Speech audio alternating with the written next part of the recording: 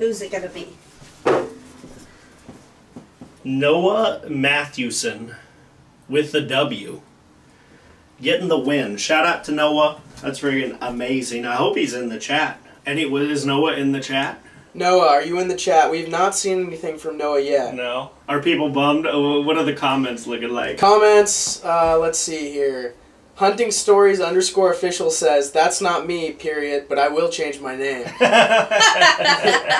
Arrow Hack says, that's how you do a giveaway. Raffle live. Raffle live, yeah. What else are you going to do? And you know we didn't rig it. There are a lot of tickets. Cut out a lot of tickets. I made sure they were all the same size. Hello? Hey, is this Noah? Yeah. Hey, brother, this is James from Bow Disciples. I was just calling you because you won my Bowtech Revolt X. Oh, for real? Yes, sir. That's awesome, dude. Yeah, heck yeah, dude. You know, we just did the drawing live, and yeah, we pulled your ticket, so it's going to be heading your way. Wow, well, I appreciate that. I almost didn't answer the phone. Yeah, well, good thing you did, man. Folks, it's pod time. So this pod was prefaced with like the little clip of the giveaway. Super cool. Noah won. We got to talk to him on the phone. Great guy. We'll plug that in. Family man. Gotta love it. I don't even know if he knew for sure he was entered, but I'm sure a lot of people who were entered didn't even really know.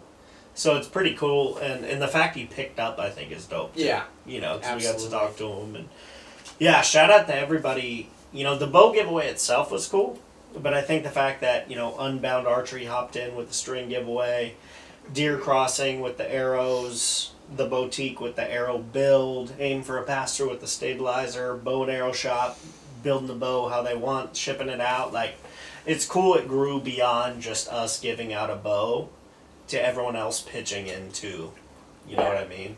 Especially because it's like, you know, I know that stuff's new with like the Deer Crossing Archery and the stabilizer and this Unbound and whatnot, but there's stuff that as you've tried them and now have worked with them, you truly believe, well, we all truly believe in and utilize, and so saves big money, like not even, you know, it's not a commercial, like versus spending $300 on a set of arrows or, you know, half the price on a set, and they do the exact same thing, they fly the exact same, they're just as strong. Yeah. Like, that's cool to me. On top of the fact that I never have to wax my strings. Yeah. And you know Ted's a big time string waxer. So it's cool that you found ones that are, you know, up your brand of saving money, not wasting money on, you know, something that's just catchy, like current and trendy, but is actually useful, saves money, holds up just as well as any other brand. So cool that you get to now collaborate with them and then, you know, send those brands out to other people. For sure. That's cool. Yeah, the arrows are, I was actually texting one of the guys from the arrow company earlier today, and he said that for the exact arrows you run with your discount code, shipped, made, sent to your door, right around $100 for a dozen. That's which insane. Like that's insane. Most arrows are like $250, $300. So it's like a humongous discount for amazing arrows. Like, wow. So it's really cool. And then the stabilizers, like, they're not the cheapest ever, but they offer so much like innovation that I think is really cool. So, but anyways, like, we did the research, like, they're, other than like a standard stabilizer, they're right up there with all the other prices. So yeah, it's not like, oh man, I'm saving a ton of money, but I think it's the usability that this stabilizer adds that all the others don't. Like, a normal stabilizer is just what its name is. It's just a stabilizer. This one, like, I couldn't tell you how much my arm hurt less, like, as in almost not at all, this last trip compared to even, like, going through a 3D shoot with it. Like, I found the one where you put it on the front is the best way, not the back. Or that's where it takes the most weight out of my hand. But, like, you just hold it with one finger. Yeah. You know? Yeah. And you can't do that with other stabilizers. No, it's true. It takes... And the bow stand feature I use all the time, where you just set it down and stands the You literally bow just up. flip it in your hand and drop That's it down. amazing, yeah. So super pumped that everyone, all our partners, like, we're working with now, are all, because me and everyone else genuinely enjoys them, you know. So that's really, really cool. Even the boutique who's doing the custom arrow build. Yeah. Yeah, dogs are just I out even right got now. shoes on this no time. Shoes. Free feet. I can't give out the free feet. But the boutique, dude, is crazy because I'm not a wraps guy. I'm not an arrow wrap guy. I don't really care how my arrow looks. But one time he goes, let me just send you like some wraps. So he sent the arrows with the wraps. And dude, they look insane. Like he has this custom the metallic, printer. yeah, he has it where they sick. can shift colors and stuff, and like makes custom designs. That's awesome. And you're rocking the classic James pink and Yellow. yellow. Yeah, pink and yellow, and of course the old faithful that's Old getting Faithful. tired, girl. She's getting tired. She's squeaky or what? Oh yeah. But no, overall, really cool giveaway. It far exceeded my expectations of what I thought the support would be. So really grateful for that, and it definitely incentivizes us to do it more moving forward. But I don't want to stay on this too long, so I'll move on to the next subject. Hunting season basically a wrap. Yeah. Turkey coming up, but you know it's a little different. But you cannot be excited TAC for turkey, season, but the rest of us can. TAC season coming up, right? Just around the corner. So what are we thinking for Total Archery? Like, what are you guys thinking you want to do? Do you have some plans? Utah's always great, I think. Did you go last year? I did. I went to Big Sky last year with my uncle. Okay. Yeah, it was cool. It was a really cool experience. The weather was not very permitting, but that's kind of why they call it the Total Archery Challenge, right? There's raining, thundering the whole time. Yeah. Definitely. As long cool as experience. the ski lifts, that's what they're called. Yeah. They were Don't still shut running. down. Yeah, everything was good there, but it was a fantastic time. Really, really rugged terrain for sure. That's one I haven't done yet, yeah. so I really want tons to. Tons of little creeks and stuff running through the mountain. It was awesome. Beautiful scenery. Definitely a little further out there than some of the other resorts, like in Utah and stuff. But it was a great time. It was a lot of fun. Heck yeah. Yeah, so that one's actually on our list. So the Bow Disciples group is doing Park City, or not Park City, Solitude, I think it's called it. So we're doing Solitude and Big Sky this year. Nice. Maybe I'll pull up to San Antonio. It'd probably just be me and a couple other buddies, but we're not sure. I'm not sure about that one. But I can say we'll be at Montana, which I'll have to pick your brain on how that was and everything. But Solitude we were at last year. Mm-hmm. Brianna unfortunately had to miss it, but it was amazing. Like Was it? Dude, the venue, like What where was our that room one for? was, you were in Australia. Oh, yeah. The room was crazy. The venue was cool. And it was so nice because from our condo, you could literally just walk to, restaurants, bars, the vendor village, to the lift. We didn't move the car once. That's awesome. The which we entire need to time go we're there, make that reservation. which unfortunately, us not moving the car led to a little problem the day we had to leave because a light had got left on in the car and it didn't move you for jump 5 it? minutes. No, and you took the hoopty, right?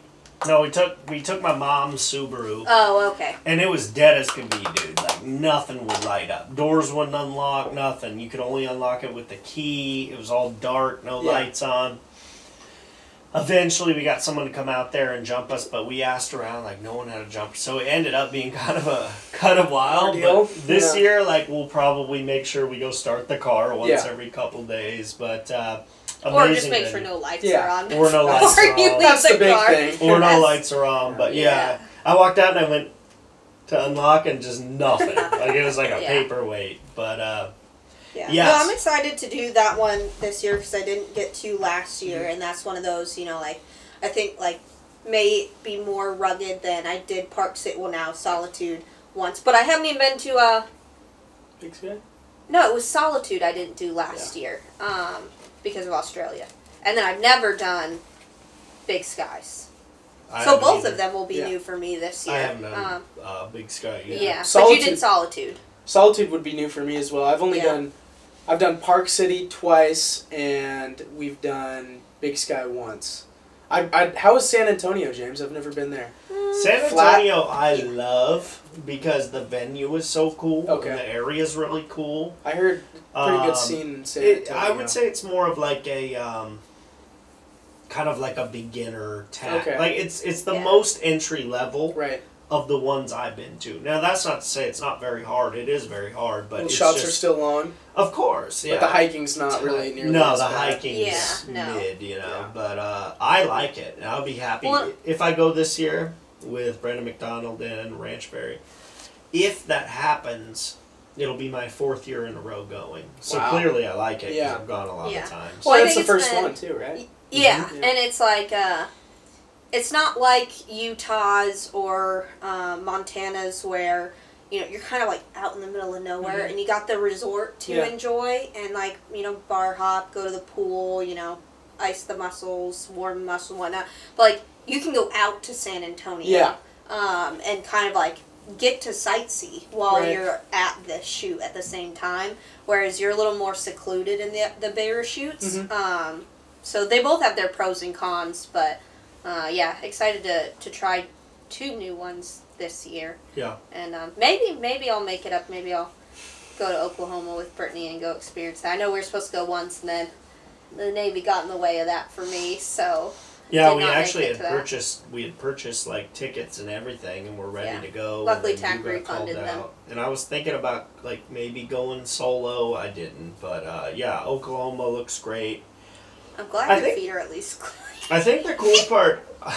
I think the cool part about TAC is that, it's a social thing. It's like, it's a shoot, but it's also an event where you can like Yeah. socialize For sure. and do things. You know, You can not even shoot and have a great time. Yeah. Absolutely. Shooting's a bonus For sure. to the socialization. I'd say the socialization is a bonus to the shooting. Yeah. But either not way. for to each James. their own. To each their own. Whichever way you choose to Yeah. look at But it. it's cool. You run into Oh, so Dudley much from fun. Knock On, and I've seen Crispy there. Yeah. Elk Shape guys. Everybody's there. Yeah. You'll run into James there. Yep, yep. We take some pics. People say, I gotta say, we last year took some pics with some people, and they said, hey, we met, pretty much every influencer that's here, but they go, we're most excited to see you. I go, you bet your ass. Mhm. Let's go, And then they said, good thing you're fun in person. They thought I might be garbage. I think the first time we shot together was actually TAC. Park Was it? City. Yeah. We did the Leopold Oh, course yes, together. the loophole You did course. say that Yeah. because The that's video, where yeah. the Yes, sir. the initial joke of not joke about meeting Yeah. you, but there was a joke told that day, something about mustaches or something. Oh, 'Cause and you were Ted joking said about- that Jack had better facial He had a hair better than me. facial hair than I did. Yeah. No, you No, had- I had better facial hair than you did. Yeah. Yeah. Yeah, That was a yes. good one. That was the first story I ever heard about Yeah, Jack. yeah, that was great. That was great. That's probably Was true. that 3 years ago? 4 years Yeah, ago? probably at least. That video's on the channel. Yeah. Yeah, It's it was a on good the video. channel. Who else was there? It was That was Chuck Adams. Chuck, yep. You, me, Matt. Matt, my dad. And one other younger guy, I think there too. was another one. There was Scott. Scott, yeah. Yeah, shout out to Scott. Yep. Scott, a legend. Yep. Yeah, no, that's cool. That's That good was time. like our TAC group for a few years. Yeah. Was Chuck, me, Matt, my dad, Scott. That was like our group. Yeah. A couple other people would come in and out, and then last year they both sat out, and we brought in some new people. Nyla was there, Whitney was there, Rebecca was there, and then other than that it was me, Matt, my dad. But this year we'll see. That's what I like about TAC. Like I said, it's such a social thing where you never know who's gonna show up and what's gonna happen, Who you'll meet. or who you'll meet. Yeah. But it's fun. Yeah. With that being said, have you seen her deer hunt video yet? I have not. You haven't watched it. I have not Okay. watched it. Now, Big Brianna. fan. Now, Brianna, you got to we break didn't it tell down. this story Now on the that the last video's pod. out, Yeah. you can talk about it a little bit. Okay, yeah, and we only talked about javelina on the last pod. We never got to this story. So we started out the morning. I think it might have been the first morning that it snowed overnight. Yeah. Where this initial spot we were hunting, and we went out. It was cold. Like the quag, as they call it, quality of glass was pretty poor. Yeah. So it started hailing at one point, and James came over. You get your morning clips on how everybody's feeling and whatnot, and he walks over and I introduce the video or my portion, and I'm like, look, I'm not looking for a big guy here. I'll take a young, dumb Forky. I was like, no smart, big, old, mature buck. Yeah. Kind of like a joke or whatever, but I'd only done one stock in the trip so far. On a nice, like, to me and Matt and Whitney, a nice 3x3. And that didn't pan out. And after that, it just been glassing primarily for Matt's stocks and whatnot. So, I think Matt maybe went out. Was there any stock before mine that day? No, nothing. It was just like we didn't see a single pretty buck dead. actually prior, so it was like a really slow morning. It was super windy, and we were glassing our eyeballs out. Hopes were not high. No, they were high, but like because it was good weather for hunting, but we just weren't seeing very much. How's the wind? Saw some the wind was strong out of the south, like south to north, and that's good. we were kind of at the point where like we had glassed for a long time, weren't seeing anything. We're well, like it'd be the best time to go out on a stock weather-wise, but it had just been hours and we weren't seeing anything, so we're like, this might be the day we go in for lunch, you know? So we were coming down the steep hill on the Ranger, and James, I think, maybe it was James probably, who said, like, hey, let's stop at this one spot. We'll glass from here, because it's on the way back, and if we don't see anything, we'll go in for lunch. So, of course, as it always is, we set up the glass. James is set up before everybody else, as always, and he's like, oh, I got a buck. Yep, and then I'm like, oh, I think I got deer too. And then we like kind of taken a while to figure it out that there were actually two bucks and a bunch of does, and they're actually probably only like maybe 100 yards from each other. His were just further down the slope than the ones I were looking at. So we're like trying to pan to where like I find his deer, he finds the one I'm looking at. And they put it out there. He is obviously not one James is going to go after. Right. And so I don't even know what was said. It was just like, oh, you want to go after it. And Matt had already seen bucks that he was way more interested in and gone on one, a couple stalks on the same one that he really liked. So like, you want to do it? And I was hemming and hawing because like that morning I made the joke, but I was like, yeah, he looks, a small deer. Mule he ended up like cruise? muley. Okay. He wasn't like a giant body by any means, but he definitely wasn't like a yearling or anything. So when we got to him, it was kind of surprising. But so I literally probably hemmed and hawed for like 30 minutes on this buck, and was unsure to the point where James had gotten his stuff on, and then he takes it all back off and was like, you just let me know if you want to go or not. And I finally was like, you know what, screw it, let's do it. So put all our stuff back on and we start walking out, and it's kind of like this flat for a while, and ends up in a drainage that kind of weaves and comes up into like multiple drainages going up the slope. So James was like, we're just going to get to this one drainage and then kind of follow that up. And it was nice because we could literally see them the entire time. So we just stop every so often. James would glass up there. Like, okay, they moved down a little bit further. We're like, this might actually work out. They're pretty much coming straight to us. We just need to get to a point where we're not in the wide open. So we get to one point and James is like, we're crawling from here. And so I'm like, okay, are we putting our sneaks on? Are we taking backpacks? He's like, no. I'm like, So we crawled for I don't know how long with backpacks and everything on. This is my first time in a stock crawling. This was my first real stock, I would say, because the one I tried earlier never got to any sort of intense, stock range, I would say. And last year's was more of, it was a stock, but like a literal spot with your eyeballs, not your glass and stock. So crawled for forever. Finally got to a point where we dropped backpacks, put on sneaks, crawled the rest of the way. And finally James with his eagle eyeballs is like, there's one bedded right there. So I'm trying to find it, and finally I see it, and I start ranging it, and then I'm ranging bushes. She was, I think, 42 yards. And I was like, well, we're not going any further. Like, there's nothing around. Another, like, 15 yards up was another small bush, but... She'd see you. Yeah, I don't think it would have worked. And so we're just... I'm sorry, was a doe bedded there? Or, okay. Yeah. So, we see her, and then, as you're sitting there forever, like, we'll try to wait it out.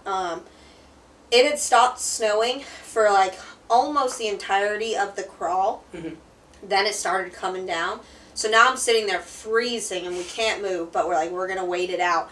And at one point, I found another doe. She was at like 50-something yards. So we had known, and we saw the group coming down, so we knew that this was the group. Yeah. And they're bedded down, so we know he's here somewhere, but we could never see him. We just knew the does were bedded there. And it got to a point where I'm shivering, and James was like, well, I could try the old throw a rock method. He's like, just be ready. So you get the arrow on, and, you know, I clipped on my release, and he throws a rock, and he throws it off this way, and she's up here. And she perks up, but she doesn't stand up. So we wait. She goes back to just chilling. Well, that didn't work. I'm like, well, I don't know. And then all of a sudden one blows. And the wind's been good like the entire time. It just had gotten like a little bit still with the snow. And so I think maybe just us being there for so long, they could start to smell. Right. And one winded us. And she blew. And it was like, what's going to happen? Mm-hmm. Kind of like nothing happened for a couple minutes. And then one stood up. And they blew, I think, some more. And kind of hopped up a few of them hopped up the hill. And so James was like, be ready to stand up. I'm like, oh, God, they're all going to run that way with those ones. He's just going to go with them. He's not in sight, so I know he's not close enough. Yeah. You got to love in the rut when there is a hot doe. Mm-hmm. Bucks are dumb They're stupid. when there is a hot doe. And he had seen, I'm sure, 5 or so does kind of jot up the hill. He didn't care.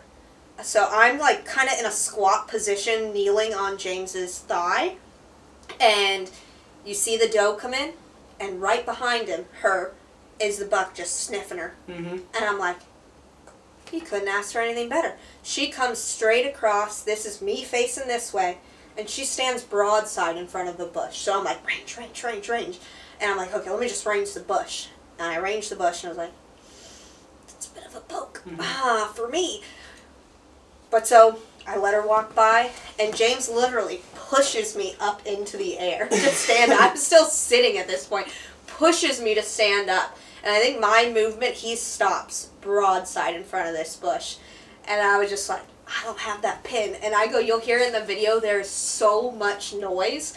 So I was like, let me go move my dial real quick. I had already attached my release. Yeah. So then it goes hitting everything under the sun. Then my arrow kind of flops. I'm like, there's no way.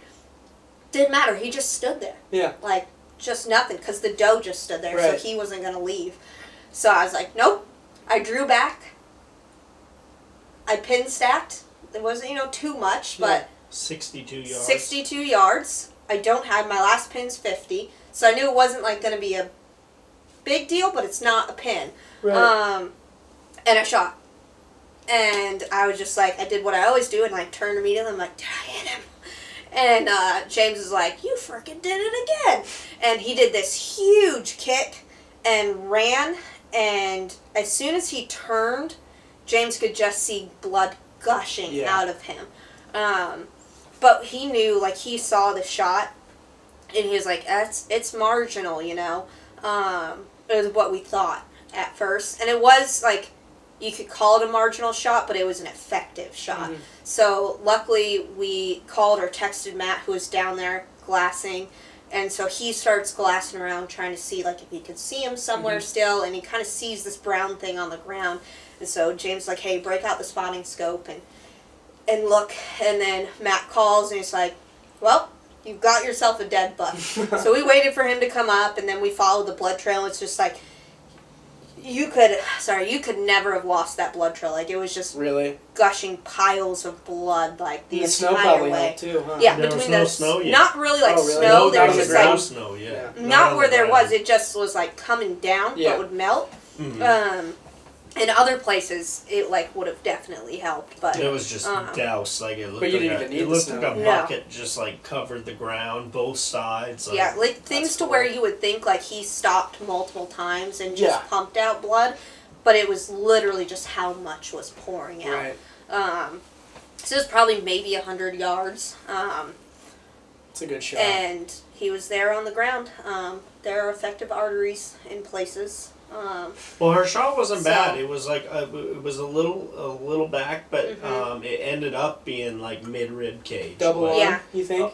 At least a good single lung, if not both. But I think what happened is when he kicked, just because it's 62 yards, was like the arrow still inside it was him, still in him. It was halfway through. Oh yeah, you're good. Yeah, so I think he pushed it. Yeah. When he kicked, and that helped, For sure. puncture a lot more stuff. And we've learned, like, the broadheads, shout out to whatever those things are for me, but fixed blades, it was amazing, do though. I mean, so much damage. so much blood, Reliable. so much damage. The buck went down. He was probably dead in 20 seconds. Like, it was crazy quick, so it was just unbelievable. She, that's like one of the hardest hunts to do, and she has filled 2 tags in a total of 5 days, which is crazy. 2 seasons. Last year was opening day. This year was day 4. Wow. And literally, when you go out there, at least my mentality is like, I never expect to fill a tag. Also, like, my standards are a little different, but for anybody, especially somebody new, like, I'm like, you're not gonna fill your tag. Like, let's just be honest, it's not gonna happen, but you'll gain experience. Yeah. And last year, she surprised me, did it day 1. This year, my mentality was the same, like, she not gonna fill a tag, Matt not gonna fill a tag. Not just her, like, nobody gonna fill a tag, most likely. And she pulls it off again, day 4. It was amazing. And now, granted, like, there are things, like, you have him there the whole time. Right. So, like, again, we're going to float his ego a little bit here, but... Oh, yes, do it, yes. He's like, oh, let me fluff the hair, and... Yeah. No, like, it's just, again, people always say, like, oh, you get lucky, or, oh, you're just good at it, or whatever. But no, there's a reason for it. Like, when you do this for 20-some-odd years... Like, you become keen to those, to, like, the types of things you're looking for, like, shapes even, like, gray figures. You could barely make out that doe's head in the grass, bedded down. Like, her whole body was behind a juniper. And you just see her head.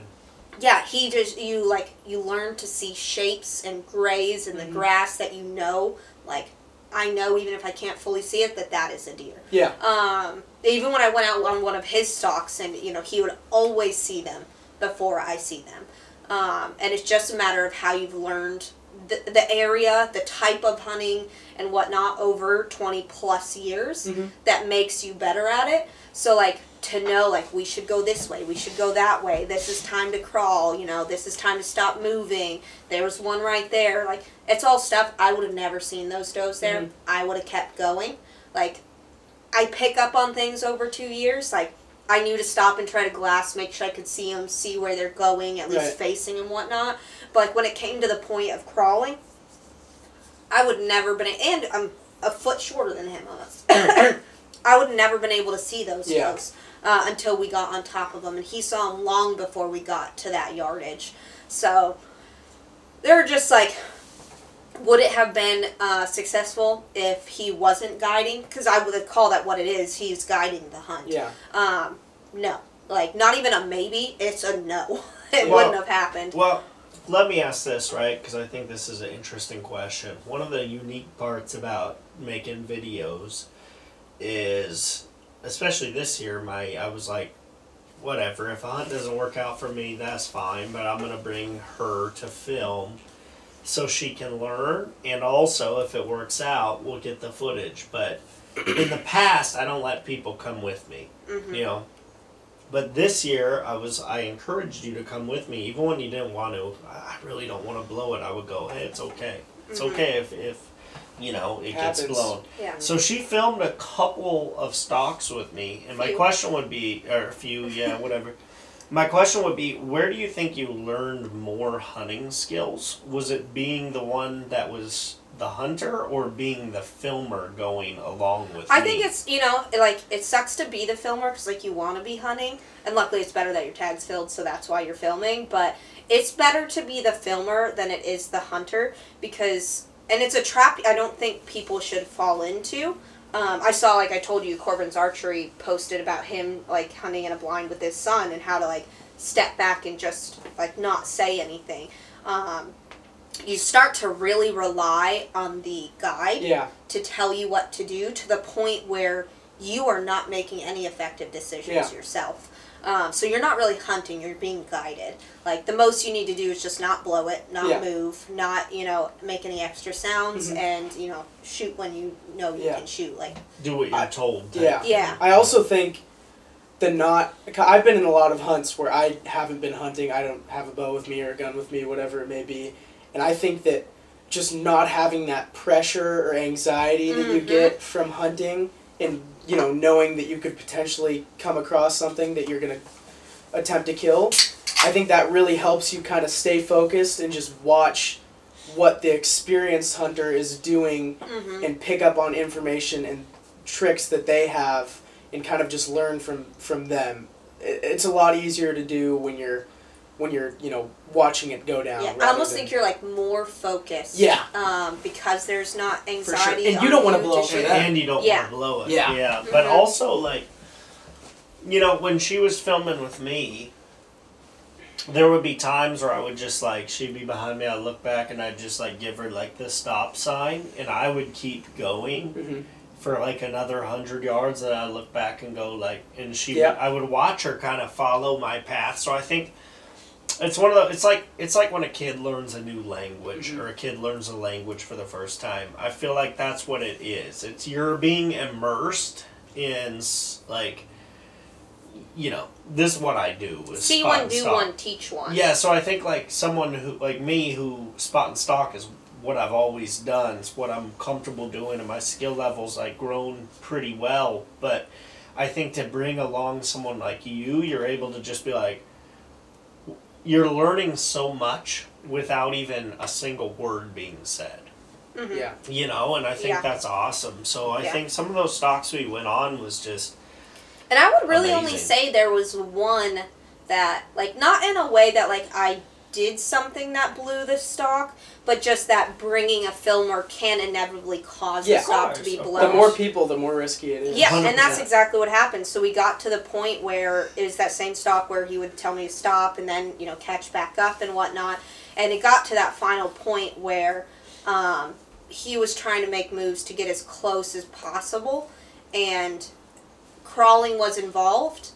And I was just like, there's so little terrain. It's completely flat out here. It's super loud. Like, it's better to just let one go in. So I don't think, he didn't even ever tell me not to go at this point. I just stayed back. And I got what I could, which was all of it, on film. But from where I stayed and how far he ended up needing to go, this buck had, it was like 15 does and 2 or 3 other bucks with him. Yeah. It was a huge group. Huge group, yeah. And so they were all just spread out and milled around, and we stayed, like, back for the most part where they were out in front of us. But with the group being the size it did, we ended up actually passing a buck at one point. He kind of saw us, but just like, I don't know what was going on with him. He just milled off, like, paralleled with us. Yeah. And so we stopped and let him do his thing, and he walked up. So we kind of just thought that was the last one. We had watched them all go over this rise. And inevitably, some does must have ended up, either they were new does coming from behind or does that had fed back. And he was probably at least 60 to 70 yards ahead of me. And these does, I heard them blow once, and they were off to my left a little bit, and it actually scared the living shit out of me when I first heard it. And I was like, oh, if there's anything I can do is just keep my head down, stop filming, and just not move. Right. And so I did that, and they stopped, and so I was like, okay, we're in the clear. No. Probably 15 minutes later, they blew again, and this time when I looked, they were all already running off. Yeah. And so I just knew what was going to happen, and they ran up towards the buck, and James knew it. He could hear them blowing further back. And so inevitably just the wind, like me being that far back and the does back behind me, blew the stalk. So the buck stood up and ran off.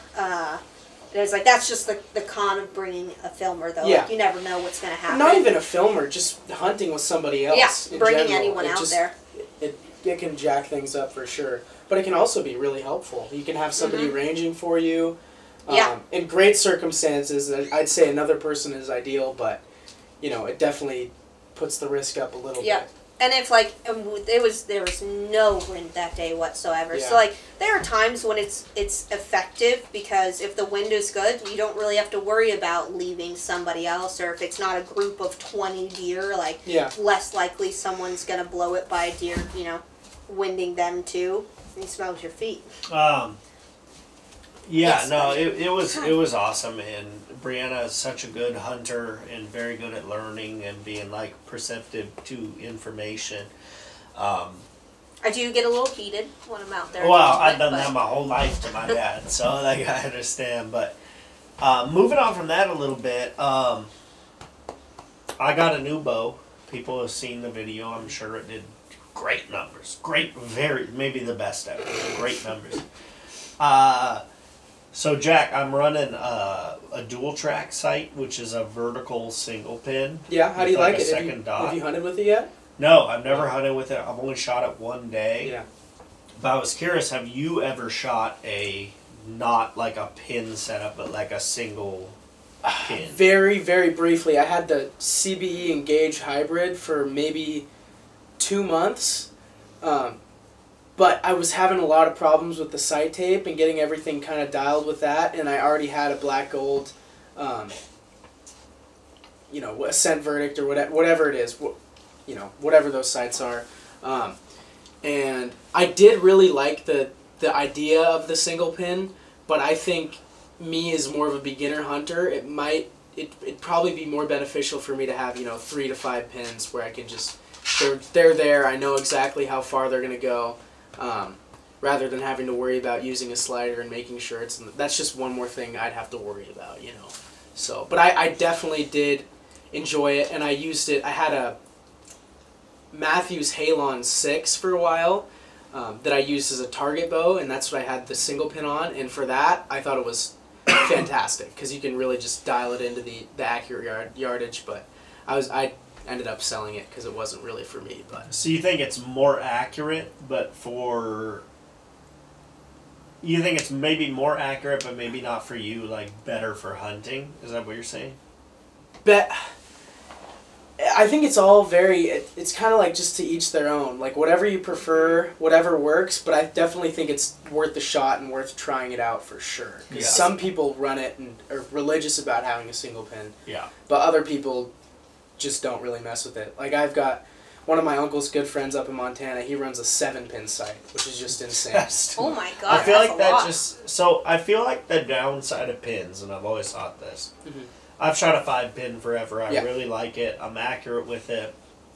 Do good at shoots. Do good hunting. But I've always said I thought I would be more accurate with a single pin because there's so much less. The sight picture is not jacked up. Yeah, it's not all cluttered. The 7-pin is extra.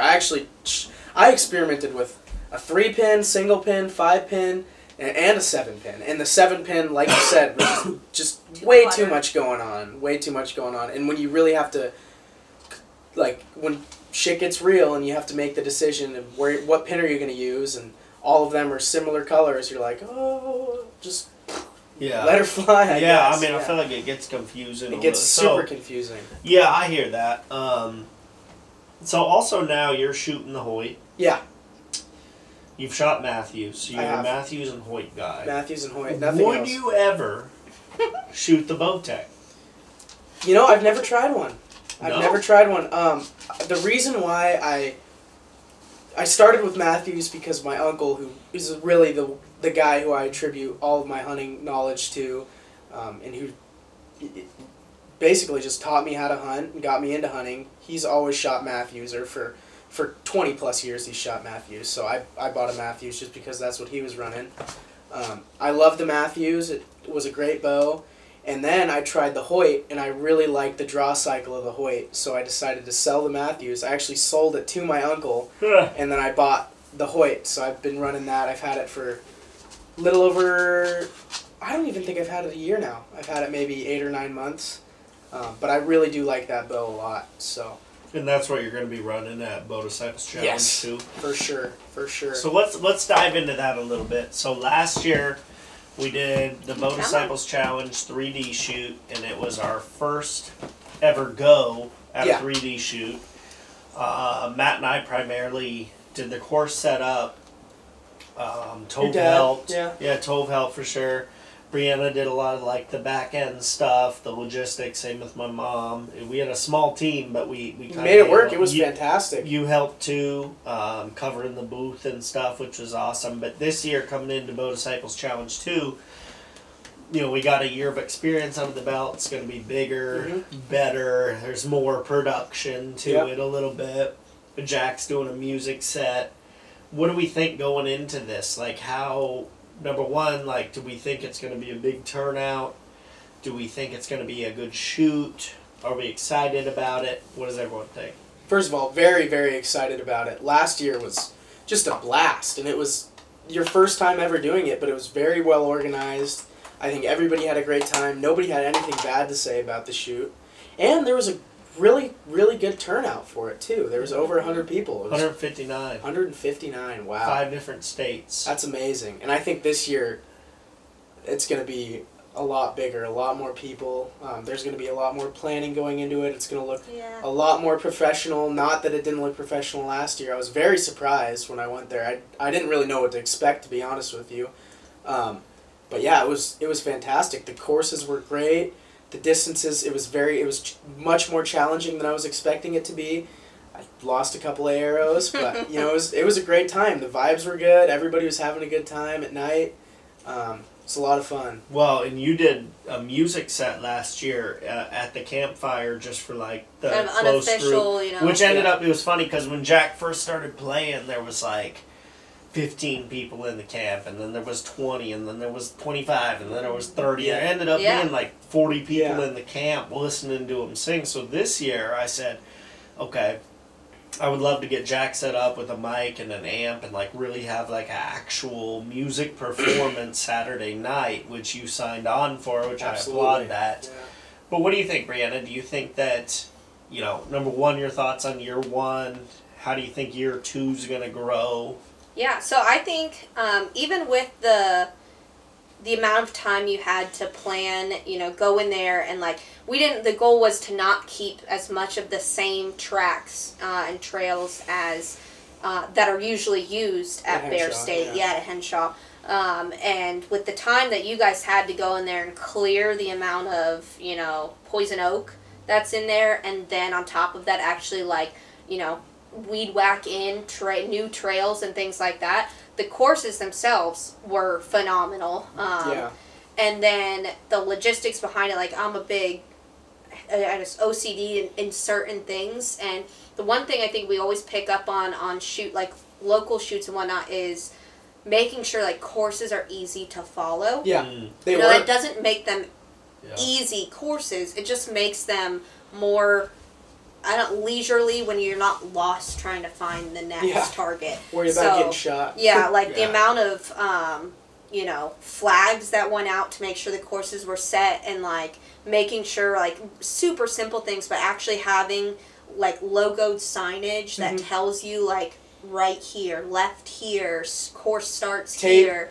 Tape roping off, like big, ensuring you're not going the wrong direction. Like all of those little things played into what I think made like the overall courses successful. But then on top of that, it was how like more challenging they were than like the courses you do every week out here, whether it's at, you know, Balboa, Henshaw, Alpine.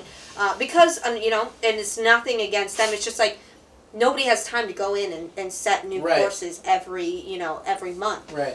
So to be able to take the time and create something new, I think that's what made it exciting for people. Absolutely. So this year, that was last year. This year, I'm just excited to take that to the next level. So like you're still going to have 3 courses. You're still going to have 20 targets per course.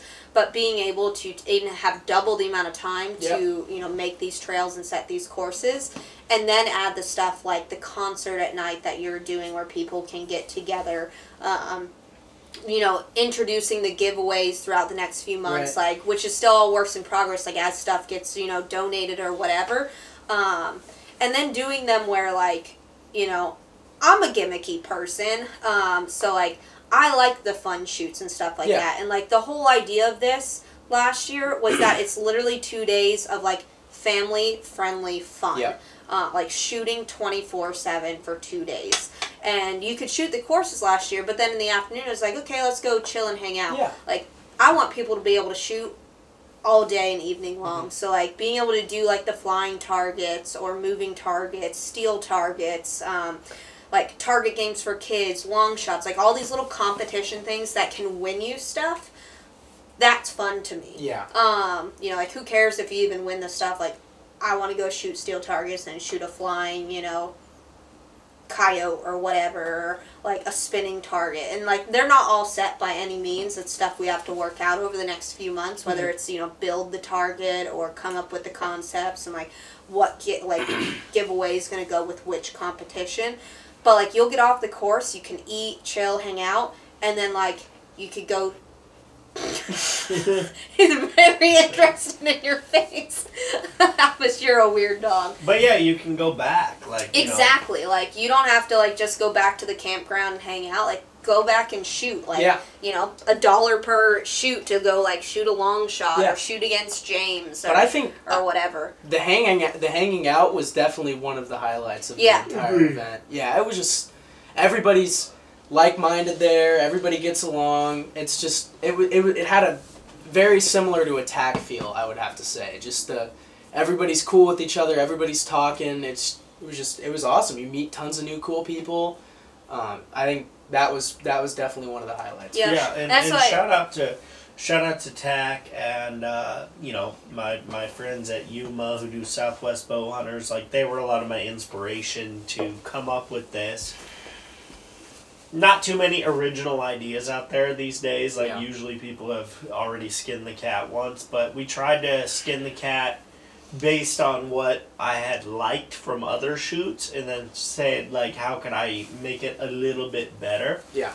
And one thing Brianna hit on that I think is key is, like, I think one of the things that a lot of shoots drop the ball on is not doing enough flagging on the trails. Yeah. I wanted it to be like anyone could follow it. Yeah. Like, you could be blind and follow this trail. That's literally what I want. Because you'll hit a flag every 5 feet. Our flags were, like, ridiculously too much, Yeah. but I wanted it to be like that, so you could not miss point A to point B. It was super safe, and some things I thought were pretty cool was I got some DMs from people that have done 1 million shoots in their life, just like me, like veteran 3D shooters, and they're like, man, that was like the most well thought out course I've done, safety wise, and like how good the shots were, and that's what we wanted to do. So this year we're definitely going to do the same thing, but we're going to improve, you know, the giveaways, the sponsors. Like, you know, we got, last year they were course 1, 2, and 3. This year it's Ramona VFW course, it's bow and arrow shop course, it's whoever decides to sign on for course 3, or it'll be the Bow Disciples course, like, we'll see. But just bringing it to the next level, and that brings me to, like, you know, your performance at the campfire was amazing. I think, I didn't know you had those skills. As someone who's been your friend for 5 years, I didn't know that. And I was like, wow, this guy's, like, incredible. He's got a great talent for performing. So this year I said, okay, we got to do an actual live show. Where and they got a stage there, like, it's perfect for it. A mic, and amp, a stage, and he goes and kills it, and Jack, of course, signed right on. Are you nervous about that? Like, tell me about that a little bit. You know, I've been singing my whole life for sure. My dad was a big singer, and I definitely adapted a lot of that talent from him. But mainly, it's just been in choirs. That's a, you know, good place to meet girls. That's where I met my girlfriend. Let's go.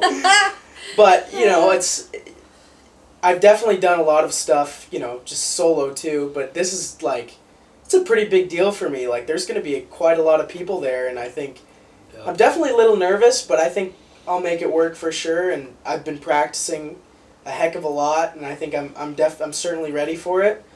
First song might be a little bit shaky, but after that, I think I'll get into a flow and be pretty good to go. Yeah. We'll cheer you on. Yeah. I agree with that. I agree. I think you're going to kill it, and I think that'll really cap off Saturday night and send people really well into course day 2. And I mean, the fact that we have a food truck and like maybe multiple, but for sure one, like, is so cool, and Buy merch. you're gonna be able to buy Yeah. merch or get a free stabilizer, Some new get a stuff. free string, get Yep. a free bow, there's so much opportunity. Yeah. But I think that, this podcast probably about rap, but you gotta play a song. We'll do it. You Awesome. switch spots with me. All right. Well, I've been selling my soul and working all day, overtime hours for bullshit pay, so I can sit out here and waste my life away and drag back home and drown my sorrows away. It's a damn shame what the world's gotten to for people like me and people like you. If I could just wake up and it not be true, but it is. Oh, it is living in the new world with an old soul. These Richmond North and Richmond, Lord knows they all just wanna have total control. Wanna know what you think, wanna know what you do, and I don't think you know, cause I know that you do. And your dollar ain't shit, and it's taxing no end, cause the rich men North the rich men. That's all you get. Little teaser. There you go.